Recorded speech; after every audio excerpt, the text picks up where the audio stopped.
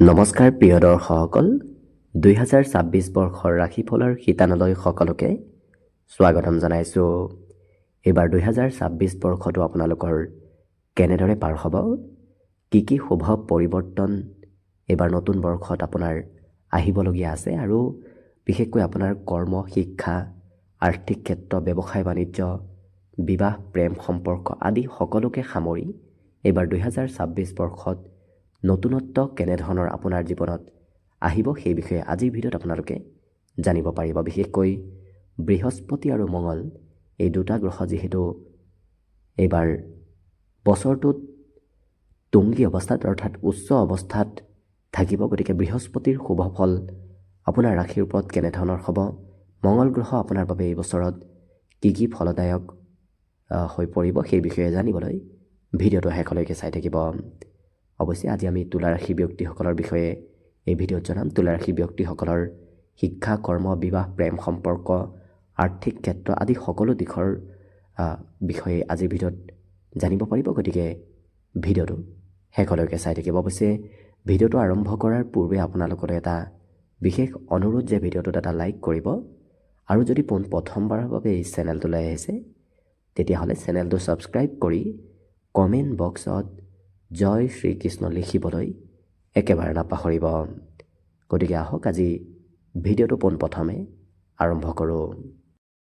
এইবাৰ 2026 বৰ্ষটো তুলা ৰাশিৰ ব্যক্তিসকলৰ বাবে ভাগ্য পৰিৱৰ্তনদায়ক বৰ্ষ হিচাপে পৰিগণিত হ'ব, কাৰণ বৃহস্পতি গ্ৰহৰ স্থিতি এই বছৰটোত আপোনাৰ বাবে অতি শুভ অৱস্থাত থাকিব। প্ৰথম অৱস্থাত বৃহস্পতি গ্ৰহ আপোনাৰ ৰাশিৰ পৰা ভাগ্য স্থানত থাকিব। জুন মাহলৈকে যিহেতু বৃহস্পতি আপোনাৰ নৱমত থাকিব, গতিকে আপোনাৰ উন্নতি প্ৰগতিৰ যোগ বহুখিনি পৰিলক্ষিত হৈছে, কাৰণ বিশেষকৈ ভাগ্যস্থানত বৃহস্পতি গ্ৰহৰ স্থিতি হোৱাটো অত্যন্ত শুভদায়ক। গতিকে জুন মাহলৈকে আপোনাৰ প্ৰত্যেকটো ক্ষেত্ৰত বৃহস্পতিয়ে আপোনাক সহায় কৰিব। লগতে উচ্চ শিক্ষা যদি আপুনি লৈ আছে তেতিয়াহ'লে দেখিব উচ্চ শিক্ষাত উন্নতি প্ৰগতিৰ যোগ জুন মাহৰ ভিতৰত দেখা পোৱা গৈছে। অৱশ্যে প্ৰাথমিক শিক্ষাটো বৃহস্পতিৰ পূৰ্ণ দৃষ্টি থাকিব, যিটো কাৰণত আপোনাৰ শিক্ষা দীক্ষাৰ ক্ষেত্ৰৰ ফালৰ পৰাও বৃহস্পতি গ্ৰহৰ পূৰ্ণ শুভ দৃষ্টিয়ে, অমৃতময়ী দৃষ্টিয়ে এইখিনি সময়ত শুভ ফল প্ৰদান কৰা দেখা যাব। লগতে আপোনাৰ ভাগ্যৰে পিতৃৰ কিবা শুভ খবৰ হয়তো জুন মাহৰ ভিতৰত আপুনি লাভ কৰিব পাৰে। লগতে আপোনাৰ ৰাশিৰ ওপৰত বৃহস্পতি গ্ৰহৰ পূৰ্ণ দৃষ্টি জুন মাহলৈকে থাকিব, গতিকে এইখিনি সময়ত স্বাস্থ্যৰ অসুস্থতাবোৰ নোহোৱা হ'ব, স্বাস্থ্য পাতিত সবলতাৰ পূৰ্ণ যোগ দেখা পোৱা গৈছে। আপোনাৰ ভাগ্যৰে আপোনাৰ ভাতৃ ভগ্নীৰ উন্নতি প্ৰগতি হোৱাও দেখা যাব, গতিকে ভাতৃ ভগ্নীৰ স্থানত যিহেতু বৃহস্পতি গ্ৰহৰ পূৰ্ণ দৃষ্টি আছে, গতিকে লক্ষ্য কৰিব আপোনাৰ হৈ যদি ভাতৃ ভগ্নীয়ে ক'ৰবাত কৰ্মতো অংশগ্ৰহণ কৰে তেতিয়াহ'লে সেই কৰ্মও সোনকালে অগ্ৰগতি লাভ কৰা দেখা যাব।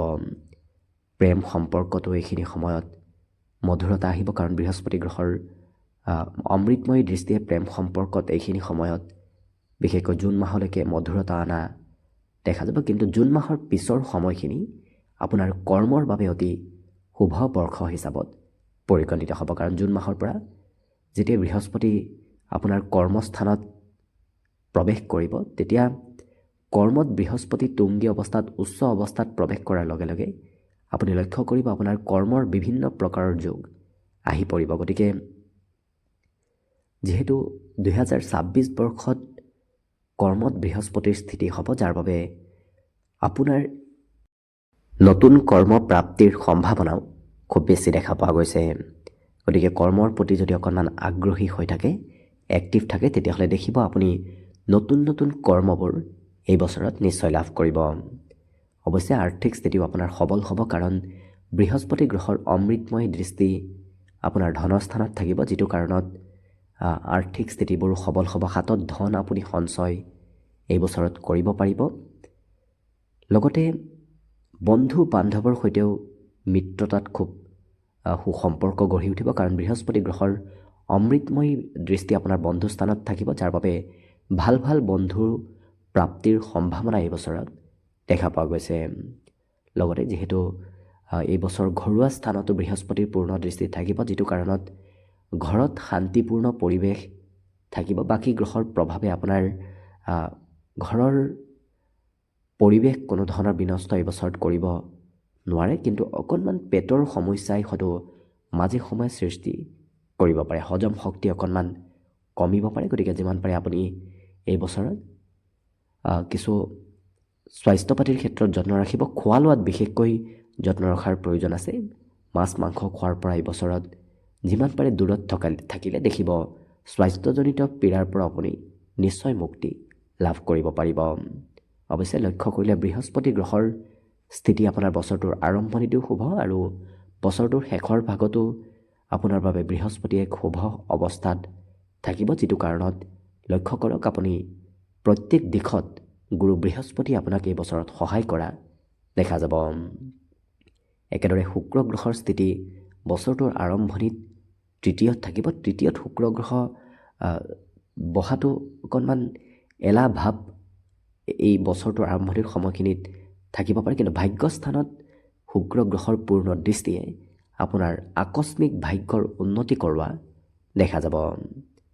লগতে ৰবিও যিহেতু তৃতীয় স্থানত থাকিব, অৱশ্যে ৰবি তৃতীয়ত থকা সময়খিনিত আপোনাৰ কৰ্মৰ প্ৰতি আপোনাক খুব এক্টিভ থকা দেখা যাব। কৰ্মত ৰবিয়ে কিছু এক্টিভতা আপোনাৰ আনিব। যিহেতু ৰবিৰ দৃষ্টিও পূৰ্ণ ভাগ্যস্থানত থাকিব, যিটো কাৰণত আপোনাৰ পিতৃৰ উন্নতি প্ৰগতিৰ যোগ এই বছৰত দেখা পোৱা গৈছে। আপোনাৰ ভাগ্যৰে আপোনাৰ পিতৃৰ কিবা শুভ খবৰ লাভ কৰিব। লগতে বুধ গ্ৰহ আৰু মঙ্গল গ্ৰহ এই দুয়োটা গ্ৰহ যিহেতু বছৰটোৰ আৰম্ভণিৰ সময়ত আপোনাৰ ৰাশিৰ পৰা চতুৰ্থত থাকিব, যিটো কাৰণত বন্ধু বান্ধৱৰ সৈতে সম্পৰ্ক খুব বেছি হ'ব। একাধিক বন্ধুৰ সৈতে কিছু সময়বোৰ আপোনাৰ বছৰটোৰ আৰম্ভণিৰ সময়খিনি পাৰ হ'ব। লগতে কৰ্মস্থানত বুধ আৰু মঙ্গল গ্ৰহৰ যিহেতু পূৰ্ণ দৃষ্টি পৰিব, গতিকে একাধিক কৰ্মৰ সৈতে এই ৰাশিৰ ব্যক্তিসকল জড়িত থকা দেখা যাব। অৱশ্যে উচ্চ মঙ্গল গ্ৰহৰ পূৰ্ণ দৃষ্টি দশমত থকাৰ বাবে আপুনি লক্ষ্য কৰিব কৰ্মত আপোনাৰ সাহস, মনোবল, কৰ্মদক্ষতাবোৰ আপোনাক বৃদ্ধি কৰিব। বিশেষকৈ ডিফেন্সৰ ক্ষেত্ৰত, মেডিকেলৰ ক্ষেত্ৰত যদি আপুনি কৰ্ম কৰিম বুলি ভাবি আছে, তেতিয়াহ'লে এইখিনি সময় আপোনাৰ বাবে অতি শুভ সময় হিচাপত পৰিগণিত হ'ব। লগতে সপ্তমত মঙ্গল গ্ৰহৰ পূৰ্ণ দৃষ্টিয়ে বিবাহ বাৰুত কিছু ক্ষিপ্ৰতা আনিব। মঙ্গল গ্ৰহই সকলো কাম সোনকালে কৰোৱা দেখা যায়, আৰু যিহেতু বিবাহত মঙ্গল গ্ৰহৰ পূৰ্ণ দৃষ্টি আপোনাৰ বিবাহ বাৰুত অকণমান সোনকালে আগবঢ়াই লৈ যোৱা দেখা যাব। লগতে উপাৰ্জনৰ স্থানত মঙ্গল গ্ৰহৰ পূৰ্ণ দৃষ্টিয়ে আপোনাৰ উপাৰ্জনৰ মাত্ৰাও বৃদ্ধি কৰি তুলিব। যিহেতু উচ্চ অৱস্থাত থকা এই মঙ্গল গ্ৰহই এই বছৰৰ আৰম্ভণিৰ সময়খিনিত আপোনাৰ উপাৰ্জন পাতিবোৰ বৃদ্ধি কৰোৱা দেখা যাব। লগতে শনিদেৱ এই বছৰ যিহেতু আপোনাৰ ৰাশিৰ পৰা ষষ্ঠ স্থানত থাকিব, গতিকে ষষ্ঠত শনিদেৱে নিশ্চয় আপোনাক শত্ৰুহন্তা কৰিব। শত্ৰুবোৰ আপোনাৰ এই বছৰত নোহোৱা হৈ পৰিব, কিন্তু শনিদেৱে অকণমান ৰোগ ব্যাধিত কিছু প্ৰভাৱ পেলাব পাৰে। বিশেষকৈ যিকোনো ৰোগ হয়তো অকণমান দীঘলীয়াভাৱে চলিব পাৰে, কিন্তু অন্তিম সময়ত সেই ৰোগৰ পৰা আপুনি মুক্তি লাভ কৰিব। কিন্তু আৰম্ভণিত হয়তো সেই ৰোগ ব্যাধিবোৰ সোনকালে পৰিত্ৰাণ নহ'ব পাৰে। খৰচ অকণমান এই বছৰটোত শনিদেৱে বঢ়াব। খৰচৰ মাত্ৰাত বৃদ্ধিৰ লগতে আপোনাৰ ভাতৃ ভগ্নীৰ সৈতেও সম্পৰ্কত অকণমান দূৰত্ব কৰিব পাৰে। কিন্তু ভ্ৰমণ যাত্ৰাৰ যোগো এই বছৰত দেখা পোৱা গৈছে। শনিদেৱে আপোনাক এই বছৰত ভ্ৰমণ কৰাব। গতিকে যিহেতু শনিদেৱৰ স্থিতি ষষ্ঠ স্থানত অশুভ বুলি ক'ব পৰা নাযায়, অকণমান নিজৰ স্বাস্থ্যৰ যত্ন ৰাখিলে বাকী অন্য ক্ষেত্ৰত ঋণ আৰু বিশেষকৈ শত্ৰুৰ পৰা আপুনি নিশ্চয় মুক্তি লাভ কৰিব। যদি ঋণ লৈ থৈ দিছিল, সেই ঋণৰ পৰাও আপুনি মুক্তি এই বছৰত লাভ কৰিব। লগতে ৰাহু যিহেতু আপোনাৰ ৰাশিৰ পৰা পঞ্চমত সম্পূৰ্ণ বছৰটো থাকিব, যিটো কাৰণত শিক্ষাৰ ফালৰ পৰা অকণমান মধ্যম। যিসকলে শিক্ষা লৈ আছে তেওঁলোকৰ পঢ়া শুনাত কিছু ধৈৰ্যৰ পৰিমাণ এই বছৰত কমিব পাৰে। ৰাহুৱে মাজে সময়ে ধৈৰ্যবোৰ অকণমান কমাব। গতিকে ৰাহু, কেতু, শনিৰ এই তিনিটা গ্ৰহৰ প্ৰতিকাৰ আপুনি কৰাৰ প্ৰয়োজন আছে।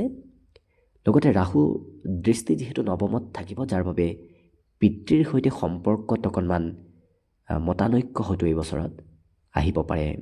গতিকে মাজে সময়ে পিতৃৰ সৈতে মতানৈক্য চলি থাকিব।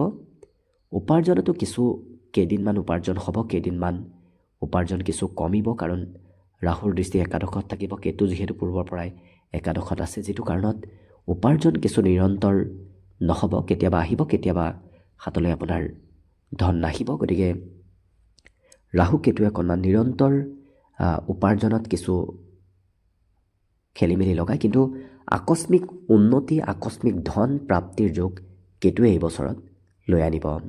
গতিকে লটাৰী, জোৱা তেনেধৰণৰ শ্বেয়াৰ মাৰ্কেট নতুবা যিকোনো তেনেধৰণৰ ক্ষেত্ৰৰ ফালৰ পৰা কেতুৱে কিন্তু আপোনাক আকস্মিক ধন এই বছৰত দিব পাৰে।